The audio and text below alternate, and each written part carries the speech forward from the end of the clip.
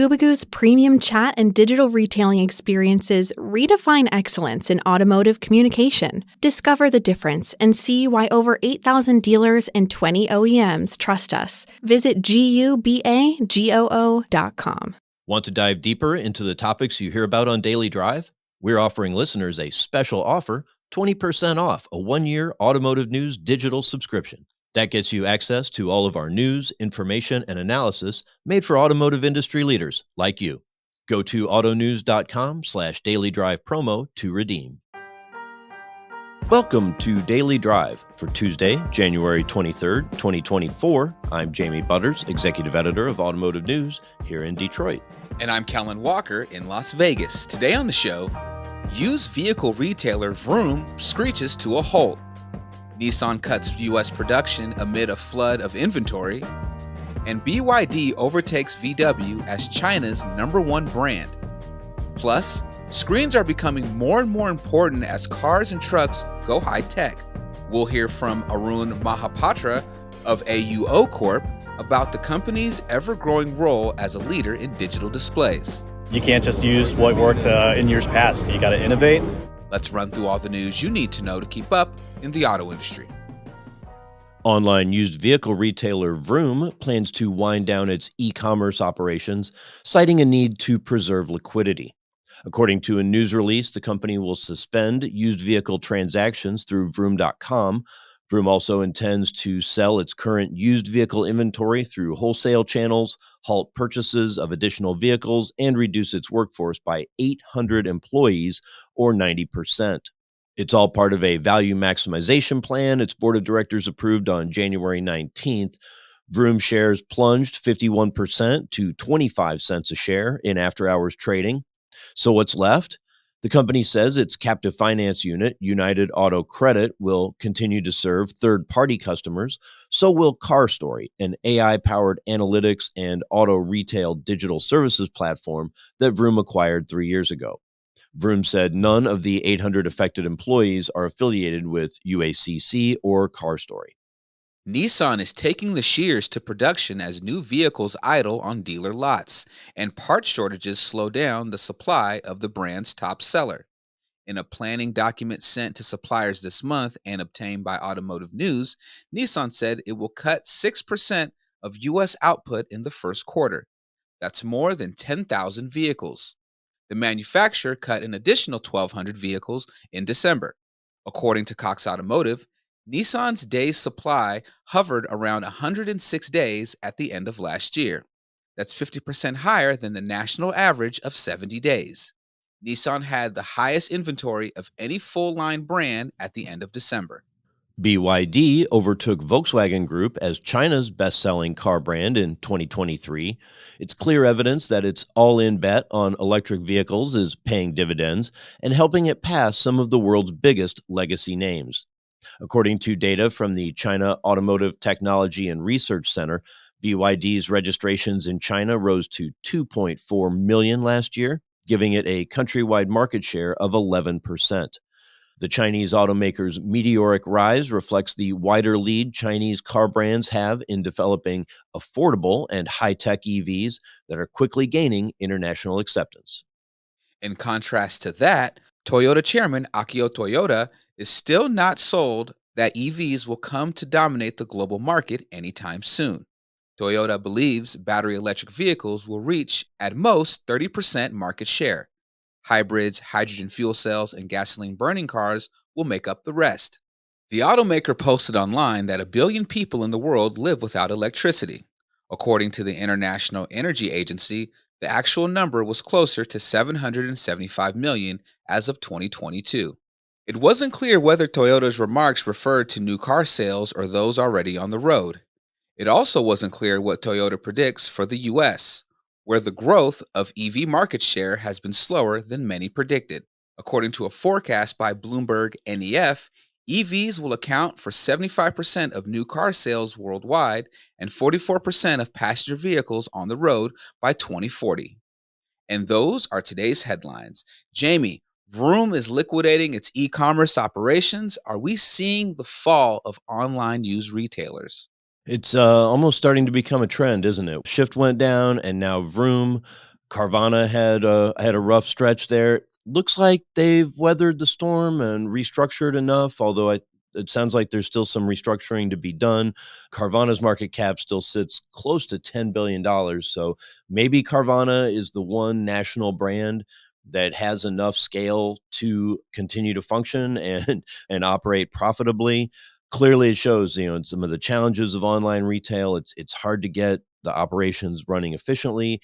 And I do believe you kind of need to have a national brand and a big enough operation to run, through the whole country. They ran a bunch of national ads. You've got to be able to serve all those people with a whole variety of vehicles, or you don't really have a solid business. Gotcha. Coming up, Arun Mahapatra of AUO joins the show to talk about how digital displays are changing and their growing importance for new vehicles. That's next on Daily Drive. Daily Drive is kicking off the new year by reviving an old name in a new format. We're bringing back a weekend drive edition of Daily Drive. Jamie and I will go deeper into the biggest automotive stories of the week. Every weekend, you'll hear fresh insights, analysis, and what has me running hot, if not overheated. To think that's going to get done in a year, a little over a year, is foolishly optimistic. That's a little dark, but let's shift to something a little more positive. You'll also hear from our experts in the newsroom here at Automotive News about the latest industry trends and topics. EV sales are not declining. That's the narrative we're kind of seeing outside of the industry. They aren't declining, but the pace of growth definitely has slowed. Come back this weekend for our Weekend Drive edition of Daily Drive. And of course, tune in every weekday for all the news you need to know to keep up in the auto industry. We know 95% of customers complete at least a portion of their vehicle buying journey online, so they expect the deal they create on your website to match exactly what they see in your showroom. If it doesn't, you can lose that customer's trust, risking not only that deal, but also any future opportunities. That's where Gubagoo's virtual retailing steps in. We transform the conventional car buying process into a modern, transparent, and seamless experience. With Gubagoo, you'll be able to access information the customer entered online, such as their favorite vehicles, in-progress deals, and any pending orders when they enter your dealership. And our industry-leading F&I process averages nearly 3 times greater revenue per deal, thanks to our smart menus and bundles. Did we mention that virtual retailing is fully integrated with our premium chat solution? Real-time messaging and live support from our team of specialists brings the engagement of your showroom directly to your website. Don't let disconnected experiences drive customers away. Try virtual retailing by Gubagoo, where seamless meets success. Discover the difference and see why over 8,000 dealers and 20 OEMs trust us at Gubagoo.com. That's GUBAGOO.com. Welcome back to Daily Drive. I'm Jamie Butters with Kellen Walker. The relationship between people and their vehicles has been changing drastically in recent years, and that change has maybe been defined by one big thing: how we communicate with our cars and trucks. This back and forth often happens on a digital screen, and as those communications change, so do the technologies employed by our digital displays. AUO has long been a leader in this space. Arun Mahapatra is the company's product marketing manager at its U.S. unit. I caught up with him at CES in Las Vegas. Arun Mahapatra, welcome to Daily Drive. It's great to be here. Thank you for spending your time with us. It's so nice to meet you. It's great. We're standing here in the West Hall of the Las Vegas Convention Center at CES, and you are with AUO Corporation, a giant display company, if I can oversimplify what you do. But this is your first time on the main show floor, is that right? Yeah, absolutely. This is our first year in the convention center. We've been to CES before in different capacities, but this is an extremely exciting time for us. We're growing by leaps and bounds as a company, and this is kind of a culmination of a lot of our hard work, so we're very excited. A lot of people trying to get into this booth, trying to get to see the really cool tech. Tell me a little about how big AUO is. I think despite it being an $8 billion company, a lot of folks in the auto industry probably aren't as familiar with you as they should be.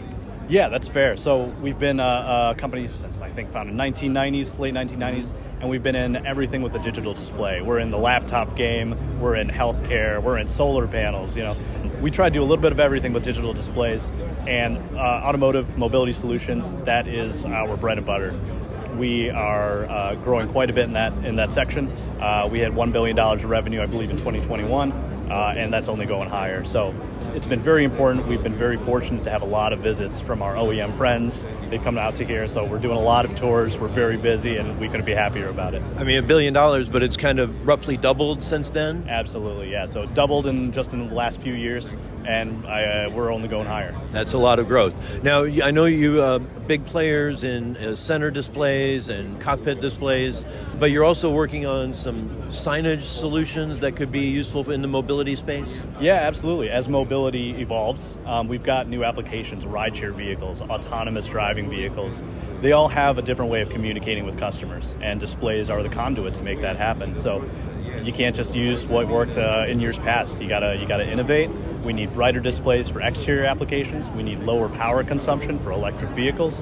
And so we're trying to think of all those things ahead of time and get our OEM customers what they need. Yeah, you've got one that's displayed that was super energy efficient, and people could just have a solar panel and a medium or smallish battery and just let it roll. Yeah, the cholesteric liquid crystal display. That's what I said. Yeah. Oh, yeah. That's what, so yeah, that uses zero power when you have a static image. So when you change images, it takes a little power, ultra low power consumption. Even in low solar energy availability situations, you can still make that work, get beautiful advertising to your customers. Okay, that's nice. Energy efficient outdoor signs. But the really cool stuff, I think there's so much going on with micro LEDs. I think finally now everyone's familiar with LEDs. And then we have the OLEDs, and now it's really micro LEDs seem like the big thing. Absolutely. So micro LEDs are the quantum leap. That's the next generation of displays. So the beauty in micro LEDs is their flexibility in applications. So when you think of the displays, most people think flat screens, two-dimensional. Maybe you get a curve in there once in a while. Micro LEDs can be stretched. They can be rolled. They can be transparent. That's the big exciting time right now for transparent micro LEDs, and especially for mobility customers that see all sorts of situations. People use their cars as living rooms, as transportation means, but also just where they spend so much time and do so many things. Micro LEDs really unlock a lot of potential to convey information, to have a new way for people to experience mobility time. Well, they're really sharp images, and with the transparency, it gives designers a few more options in what they're trying to do. Yeah. Our feedback from OEMs is that, displays keep getting bigger in cars. I think everyone's seen that. Everyone remembers their first LCD in their car, and that seems like such a short amount of time ago, and now we're talking 16, 17, 18-inch LCDs. That's great for us. We love that. But what's next is always on our mind, and micro LEDs help with that. Well, you showed me, as far as what's next, you showed me your concept car, or a car that has a lot of really advanced technologies in it. What are some of the future uses for this kind of technology in a transportation setting? Yeah, at CES 2024, we're showing the latest edition of our smart cockpit, and that has a number of micro LED solutions. Some of them are our blended HMI controls. It's a really intuitive way to kind of put displays into aesthetic, great-looking surfaces. And that allows designers a lot of flexibility, like you mentioned, that we don't have to have a flat black piece of plastic or glass anywhere you need to. Sometimes you can have a beautiful wood grain material that just at a tap of a button comes to life. We love that. We love the flexibility that you can do there. And it also allows it to be software defined for your switches. Instead of physical switches that have to be a given word, a given icon, no matter what, you can control that with software, over-the-air update capable, so you can change that, make it contextual so it looks different depending on what state of driving you're in. The other application was our transparent. I mentioned that a little bit ago. Transparent enables a lot of AR experiences. Yes. So imagine being an Amazon delivery driver and you're new to the neighborhood in your commercial vehicle, as you're driving, your transparent window with micro LED technology highlights the building you're supposed to drop your package off to. That's incredible use. That's an incredible way of changing people's lives. And so that's a couple of the different applications we're excited about. Yes, I was thinking, like, if you're a tourist and you're in another town, you're like, what's that building over there? That's useful, but I mean, really, it's the UPS drivers, the Amazon drivers, even the beer and pop distributors, right? The big fleet customers. Absolutely. That's such a huge part of mobility. When we talk about mobility, everyone thinks about their personal car, but the commercial segment has no shortage of needs for new technology, help us be better, and we've had great response so far. So that display that had a lot of functionality. You can have a Teams meeting or a Zoom call. You can have the location awareness and other AR functions. That was a CES award honoree this year, is that right? Yeah, that interactive transparent window won the category for the 2024 Best of Innovation for vehicle displays. We were extremely proud of our team that made that happen, and it's a huge blessing for all of us here, so we love it. All right, I have to ask one more thing. It's not automotive, but you showed me your art. Is it an art division, an art product? Describe that technology as best you can for an audio-only audience. Sure. So everyone can appreciate a good piece of art when they're in front of it. We have digital displays that look lifelike oil paintings when you're in front of it. It's hard to describe that. You can go online to see our solutions for Find Art, it's called, but we host a cloud-based platform, encrypted, to get as much of the original character and original artwork to a viewer than was previously possible. So it's, like I mentioned, fully encrypted, lets the artist have full control over their work. It's not them selling us and we put it on a display. It's direct from the original artist to the viewer in real time. And I mean, it is mind-blowing how much it looks like it is a real, I don't know what to say, real. I mean, it's a real screen, but I mean, it looks like, paint on canvas or on paper. It's so solid and layered, and then it can just change and be another totally different image. Yes, it's a reflectionless technology that from AUO. I saw this edition, this latest generation, I saw for the first time when I got here a little earlier this week. And first thing I asked our CTO is, how do I get one of those? And he told me, you're not important enough yet. But right. But it's fantastic. I'm a big arts guy. I'm a creative soul. And so I absolutely love that. If people can come by our booth, maybe check it out for a little bit, or check out our website. Like I said, you can see it for yourself. Arun Mahapatra from AUO, thank you so much for joining me today. Jamie, it was a pleasure having you. Thank you for spending your time with us. That's Daily Drive for today. I'm Jamie Butters. And I'm Kellen Walker. Thanks to Automotive News coordinating producer Jake Neer, as well as our own CJ Moore and Urvash Kakaria for their reporting for today's podcast. You can get the latest news on innovation in tech, retail, and everything happening in the auto industry at autonews.com. Come back tomorrow for a conversation with Pronto CEO and self-driving pioneer Anthony Lewandowski, who has proclaimed that 2024 will be the, quote, year of the robot. Does that mean that we're about to see the same step function jump in self-driving? I don't know. It's unknown if it's going to apply that much, but we're definitely going to see some improvements. If you enjoy the podcast, remember to leave a review, and subscribe so you never miss an episode.